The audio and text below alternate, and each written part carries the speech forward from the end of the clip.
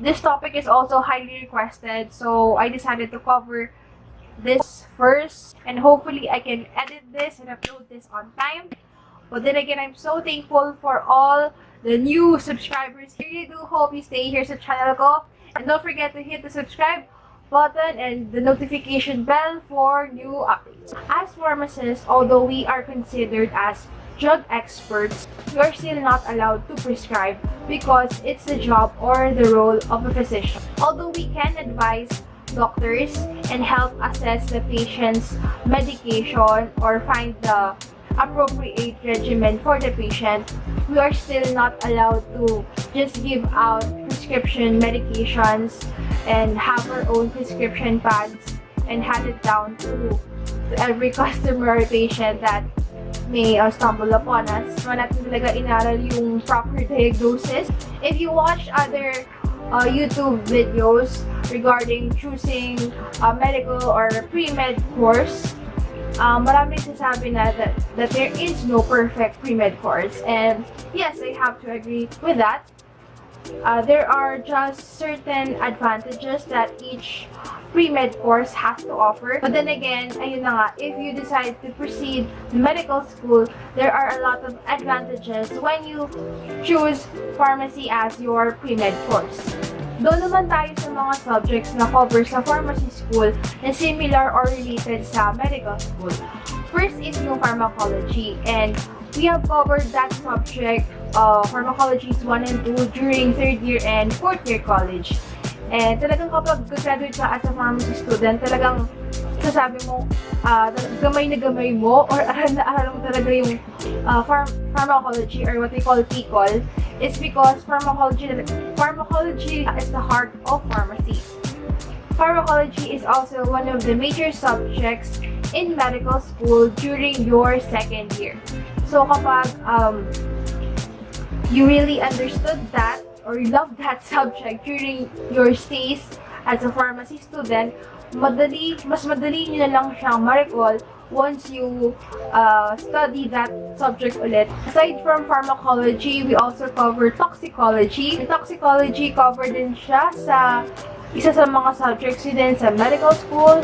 We also have the subject biochemistry, and it's actually one of the included sa board exam, which is in module 2. Same as din pala with pharmacology, it's module 4 sa pharmacy board exam. At first talaga akala namin yung mga simple lipids, fats, protein, super dali. But in reality, super hirap na talaga siya, mas complex. And talagang maging mas complicated siya once you proceed in medical school. And I heard that it's one of the hardest subjects during first year med. Next is microbiology. So microbiology, cover natin siya sa pharma because we do study antibacterial drugs, antiviral drugs. We also practice how to culture bacteria in a Petri dish.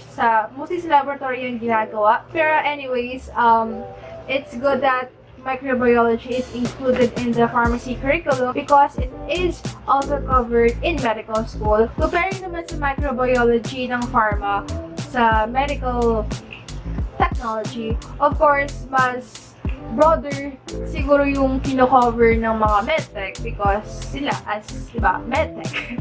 But yeah, we have a deep background of these kind of topics. And microbiology is also covered in the pharmacy board exam, which is module 6. So if you watched my second video, you may heard that I've said that pharmacy is not just about memorization of drug products, not just about computation, it's also about chemistry. Yeah, organic chemistry is also one of the major components na kailangan yung malaman because it will also be covered in medical school. During first year pharm school, we also covered anatomy and physiology. I don't know if this subject is still covered for the new curriculum for K-12 graduates, but having a knowledge of human anatomy and physiology is really helpful because it's also one of the subjects na mahirap sa first year med school. So if na-cover nyo yun, it's also a great advantage. Sa extraction of blood, I remembered uh, we have tried that during our anatomy laboratory.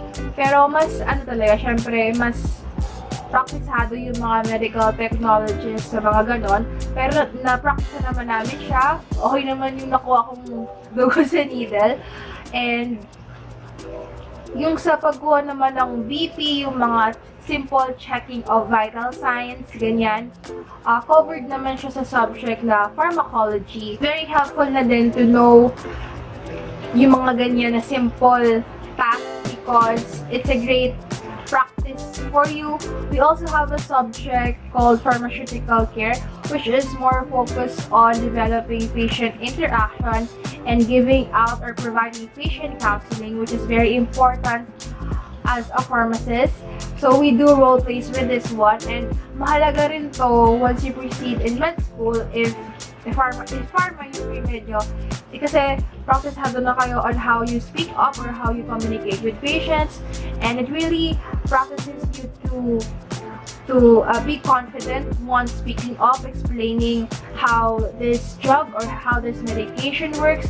And primary goal talaga is to make the patient understand the prescription that you will prescribe for them once you become a licensed physician. Another cover din sa curriculum namin, we have SOCSI or Social Science, and we covered up psychology. And yung psychology naman namin is very basic, and it's also really helpful because once you proceed to medical school, you have a subject called behavioral medicine. I think it's bandang 3rd year, correct me if I'm wrong. Okay guys, so that's about it. I really do hope I gave you a brief background of what pharmacy school can help you if you're currently enrolled in that course and planning to take up med school after college. I'm really planning to take up medicine. I just have, kasi ngayon, to be honest, may plan A and plan B ako. I mean, I have an option na gusto ko muna i-pursue before I proceed to med school, because med school will really, it's like kapag med school talaga, yun na yung buhay mo eh, until the end na yan. And just to warn you guys, warn talaga. Yung hirap ng pharma is mahirap talaga siya. May mga iba akong kabash na friends, ganyan na hindi na nag-proceed ng medical school because masyadong na-burn out na ng pharma during undergrad. But yeah, I'm not discouraging you guys to take. I really do hope that you consider pharma as your pre-med course. It's just that I'm saying na yung challenge na mararanasan nyo sa pharmacy school, I hope you use that to gain strength before you proceed to med proper. Kasi, ayun na nga, di ba med school nung talaga, mas, kung mahirap mga pharma, syempre mas mahirap yung med school. Kasi ang daming subjects na go-cover. I think just we in pharma, we just cover half of the subjects, but mostly yung iba, dun mo na lang siya matututunan. Never be discouraged no matter how hard the subject or how hard the course may be. It's all up to you, whatever course that you will choose, whatever pre-med course that you will choose. If you have the desire to become a licensed physician someday, then all the sacrifices that you will encounter will be worth it in the end.